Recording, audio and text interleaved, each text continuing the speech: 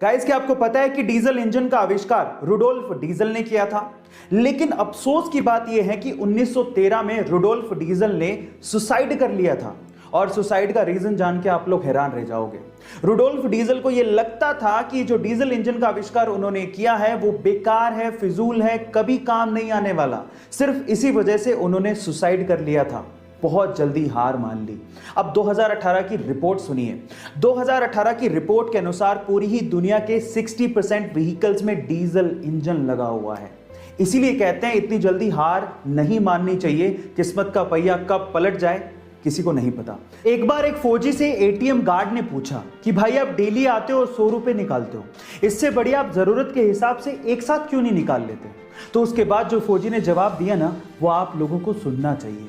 फौजी ने कहा कि मेरे बैंक अकाउंट से मेरी वाइफ का मोबाइल लिंक्ड है। जब मैं यहां से पैसे निकालता हूं तो मेरी वाइफ को एक मैसेज जाता है, जिसके बाद उसे और घर वालों को यह तसल्ली हो जाती है कि मैं जिंदा हूं।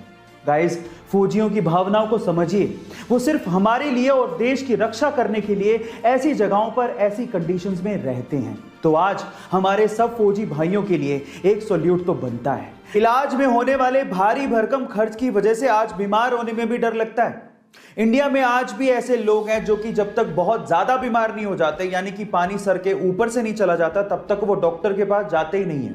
और उसके पीछे की वजह है डॉक्टर की भारी भरकम फीस। लेकिन अगर मैं आपसे कहूं कि इस इंडिया में एक ऐसी डॉक्टर भी हैं जो मात्र 10 रुपए में इलाज करती हैं। जी हां गाइस, आप ठीक सुन रहे हैं, मात्र 10 रुपए में। उनका नाम है नूरी प्रवीण, डॉक्टर नूरी प्रवीण। वो आंध्र प्रदेश के कुडपा जिले में अपना क्लिनिक चलाती है और उनका सपना है कि एक दिन वो बहुत बड़ा अस्पताल खोलें और उसमें भी मात्र 10 रुपए में चेकअप करें। गाइस, नूरी प्रवीण के इस जज्बे को मैं दिल से सलाम करता हूं। क्या आप लोगों को पता है कि कभी रेल की पटरी पे जंग क्यों नहीं लगती, जबकि रेल की पटरी हमेशा हवा से और मॉइस्चर से कांटेक्ट में रहती है? इसके पीछे का रीजन क्या है? डोंट वरी, मैं आपको बताता हूं। इसके पीछे का रीजन है उसमें यूज होने वाला मटेरियल। एक्चुअली रेल की पटरी स्टील प्लस मैंगलोय से बनाई जाती है। इसके कॉम्बिनेशन को हम लोग मैंगनीज स्टील या फिर हेड फील्ड स्टील भी कहते हैं। इसमें स्टील के साथ साथ 12% तक मैंगनीज और लगभग 1% कार्बन होता है। और इसी मिक्सचर की वजह से स्टील का ऑक्सीडेशन प्रोसेस बहुत ज्यादा स्लो हो जाता है, जिसकी वजह से पटरी पे सालों साल जंग लगती नहीं है। क्या ये फैक्ट इसके पहले तक आपको पता था? और अगर नहीं पता था तो चैट सेक्शन में लिखना मत भूलिएगा। ग्वालियर के एक सैलून मालिक के घर पे जब एक बेटी पैदा हुई तो इस खुशी में उसने अपनी तीनों दुकानों पर फ्री में बाल काटने का ऐलान कर दिया। जी हां गाइस, एक बेटी के पैदा होने पर वो इतना खुश थे कि उनकी दुकान पर जो भी आया उसके बाल काटने के लिए उन्होंने एक भी पैसा उससे चार्ज नहीं किया। ऐसा करके वो ये संदेश देना चाहते थे कि समाज में अगर किसी के घर में बेटी पैदा होती है तो वो खुशियां लेके आती हैं, वो खुशियों के दिन होते हैं। इसमें उदास होने वाली क्या बात है? उत्सव मनाया जाना चाहिए। जी हां गाइस, उस ग्वालियर के सैलून मालिक की सोच को मैं दिल से सलाम करता हूं। गाइस, क्या आपको पता है कि अंटार्कटिका को रेगिस्तान यानी कि डेजर्ट कहा जाता है? अब आप लोग सोच रहे होंगे अंटार्कटिका को रेगिस्तान क्यों कहते हैं? वहां पर तो चारों तरफ बर्फ ही बर्फ है, वहां पर कौन सी पानी की कमी हो गई?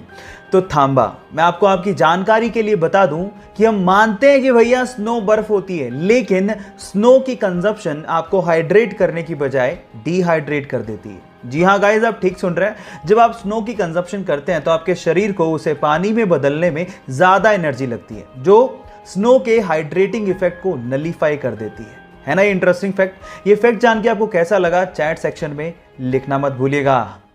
गाइस, एक जिंदा इंसान अगर पानी में तैरना नहीं जानता तो वो पानी में डूब सकता है और मर सकता है, लेकिन एक मृत शरीर अपने आप पानी में तैरने लगता है। ये कितनी अजीब सी बात है। लेकिन इसके पीछे का साइंटिफिक तर्क क्या है, जरा उसे भी जान लेते हैं। देखिए, पानी में वो चीज डूबती है जिसकी डेंसिटी या घनत्व पानी से ज्यादा होता है। जब हम जिंदा होते हैं तो हमारी बॉडी की डेंसिटी पानी की डेंसिटी से ज्यादा होती है, इस वजह से हम लोग डूबने लगते हैं। लेकिन डूबने के बाद जब मृत शरीर में हम लोग परिवर्तित हो जाते हैं तो हमारे शरीर में पानी घुस जाता है और अंदर के जो बैक्टीरिया होते हैं वो पनपने लगते हैं और अंदर गैस बनाने लगते हैं। और उसी गैस की वजह से हमारी बॉडी का घनत्व या डेंसिटी पानी की डेंसिटी से कम हो जाती है और इस वजह से अपने आप ऊपर आके हम लोग तैरने लगते हैं। यही इसके पीछे का साइंटिफिक रीजन है।